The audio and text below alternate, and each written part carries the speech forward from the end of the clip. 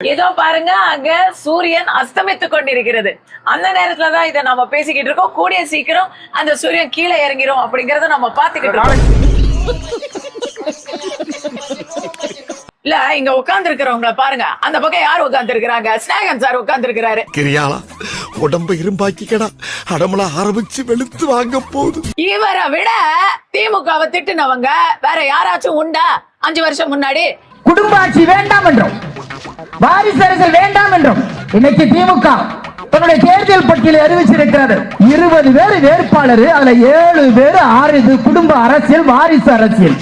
உனக்குள்ள இருக்கிற வெறி வேற எவங்கிட்டயும் பார்க்கல. இப்ப அங்க உட்கார்ந்து இருக்காரு.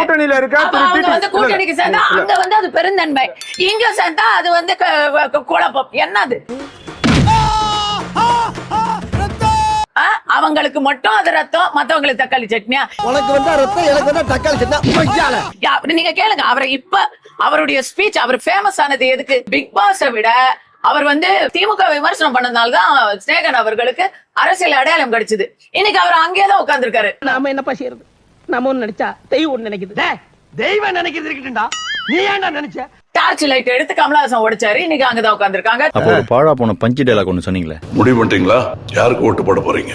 குடும்ப அரசியல்ங்கிற பேர்ல நாட்டையே குழி தோண்டி புதைச்சாங்களே, அவங்களுக்கா? சிலர்த்து போய் சில்லறையெல்லாம் விட்டுறிஞ்சேன். யாருக்கு ஓட்டு போட போறீங்க? நீ என்னடா சொல்றது? எங்களுக்கு தெரியும். நீ என்னடா சொல்றது? எங்களுக்கு தெரியும். நீ சூத்த மூடு.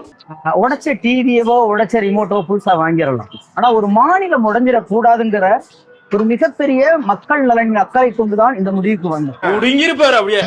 அப்படியே ஒரே புடுங்க புடுங்கி இங்க நட்டுருப்பாரு. வாய் என்ன வாயை வச்சுக்கிட்டு இது பேசுது. ஒருவேளை அவருக்கு ராஜ்யசபா சீட்டு உறுதிப்படுத்தணும், இதே கேள்விதான் அங்கேயே நான் கேட்டேன். அன்புமணிக்கா ராஜ்யசபா சீட்டு உறுதிப்படுத்தல அப்படின்னா இதே கூட்டணியில இதே மாதிரி தொடர் வரும். வாய்ப்பில்லை ராஜா, வாய்ப்பில்லை. சீட்டுக்காக விலை போகிறவர் எங்கள் தலைவர் இல்லை என்பதை பல இடத்துல சொல்லிட்டு இருக்கிறோம். டிவி உடைச்சோம், நாளைக்கு புதுசா வாங்கிக்கிறோம், தேவைப்பட்ட நாளானைக்கு நாங்க உடைப்போம். ஏனால்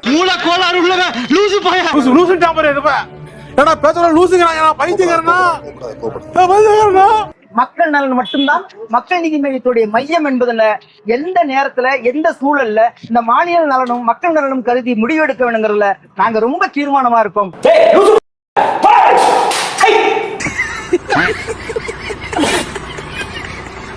தேமுதிகவை விட நம்ம தம்பி விஜய் பிரபாகரனை விட திமுகவையும் மாணிக்கம் தாகூரையும் இப்ப விருதுநகர்ல எதிர்த்தவங்க இருக்க முடியுமா? இன்னைக்கு அங்கதான் உட்கார்ந்து இருக்காங்க. ஒரு சாணு வயிற்றுக்கு தான் எல்லாத்தையும் விக்கிறேன், எல்லாத்தையும் விக்கிறேன். இன்னைக்கு தேமுதிக அங்க போயிருக்காங்க அப்படின்னு சொன்னா அவங்க எது கொள்கைக்காக போனாங்களா? காசு பணம் கொட்டு மணி மணி, காசு பணம் கொட்டு மணி மணி.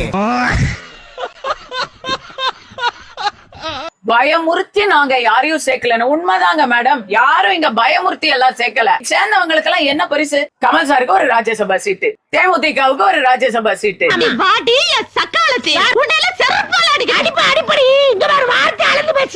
இந்த 5 ஆண்டுகளில் எங்கள் தலைவர் அவரை நிரூபித்திருக்கிறார். கடந்த 5 வருஷம் அந்த கேஸ் இப்படியேதான் இருக்கு. இதால மக்கள் பிரச்சனை பேச முடியாது, மக்கள் பிரச்சனை கேட்க முடியாது. இரும்பு கரத்தை வச்சு அடக்கும் சொல்லும், ஆனா இரும்பு கரம் துரு பிடிச்சிருக்கு. ஆனா சப்ஜெக்ட் போட்டோ ஷூட் பண்ணிட்டு விளம்பரம் பண்ண தேடிக்கும். இந்த மாநிலத்தை உயர்த்தி இருக்கிறார். இரட்டை இலக்க பொருளாதாரத்தில் கொண்டு வந்து இந்தியாவின் நம்பர் 1 மாநிலமாக உயர்த்தி இருக்கிறார். இந்த ஒண்ணு தாங்க 9 வருஷமா ஊருக்குள்ள சொல்லிட்டு சுத்துறா. திருவிழாவுக்கு போனாலும் இதுதான் சொல்றா, சந்தைக்கு போனாலும் இதுதான் சொல்றா. 21 தேர்தல்ல முதல் கையெழுத்து நாங்க வந்த உடனே நீட்ட விளக்குவோன்னு ஏன் சொன்னீங்க? மாட்டுநாடா மானஸ்த ரகசியம் எங்களுக்கு மட்டும்தான் தெரியும்னு நீங்க தானே சொன்னீங்க. இதெல்லாம் தெரியாம சொல்லிட்டீங்க. திமுக ஆட்சி காலத்துல ஒரே விஷயம் ஆளுநர் அதுக்கு முட்டுக்கட்டை போட்டாரு. அதை எல்லாமே வெளிப்படையாக மக்கள் முன்னால நடத்திட்டாங்க, சட்ட போராட்டம் நடத்திட்டாங்க. இன்னும் என்ன நீ பைத்தியக்காரனாவே நினைச்சிட்டு இருக்கறல? நீட்டை எதிர்க்க மட்டும்தான் முடியும், நீட்டை விலக்க முடியாது என்ற உண்மை தெரிந்தும் பொய் வாக்குறுதி கொடுத்தது யார்? பேட்டிய பரபரப்பாக்கி நீங்க பேர் வாங்கணுங்கிறதுக்காக இப்படி ஆதாரம் எல்லாம் பேசக்கூடாது. ஆதாரம் இருக்கு. திமுக ஆட்சிக்கு வந்து கண்டிப்பா நீட் தேர்வு ரத்து செய்வோம்னு சொல்லிருக்கோம். நாங்க சொல்றோம் 7 மாசத்துல கண்டிப்பா நீட் தேர்வு ரத்து செய்யப்படும். தலைவர் அறிவிச்சிட்டாங்க. அந்த ரகசியத்தை சொல்லுங்கன்னு சொல்றாங்க. அந்த ரகசியம் என்னன்னா கொஞ்சமாச்சு வெக்கம், மானம், சூடு, சொரணை, முதுகெலும்பு, அந்த ஆளுமை திறன் அது இல்லாதனாலதான் இந்த அரசு வந்து இப்படி அடிமைப்பட்டு கிடக்குது. இப்ப சொல்லுங்க, உங்களுக்கு மக்கள் நலனை விட உங்க பதவி தானே முக்கியம்?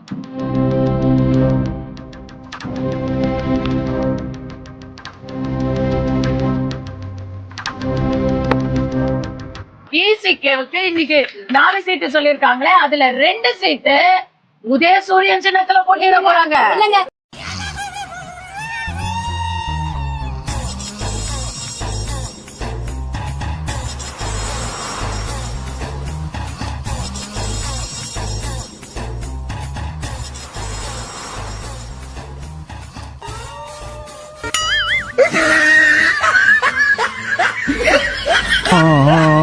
உங்க வீட்டு பிள்ளையா நினைச்சு எல்லாரும் என்னை மன்னிச்சிருக்கீங்க.